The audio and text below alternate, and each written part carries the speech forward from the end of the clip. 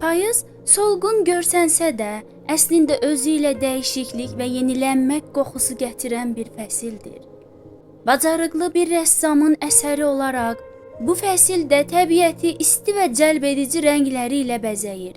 Yeryüzünün hər güşəsini gözəl bir rəsm əsərinə çevirir.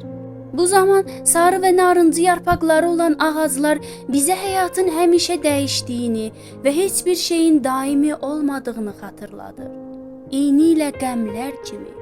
Bu dəyişikliklər təkcə təbiətdə deyil, həm də insanların qəlbində, ruhunda və zehnində aydın görünür.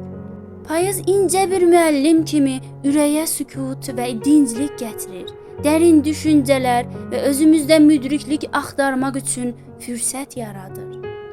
Bu fəsil ruha ilham verir və həyatın dəyişikliklərinə, sülh və müdrikliklə necə üzləşməyi öyrədir. Payız təbiəti və insan ruhunu dərindən dəyişdirən bir fəsildir.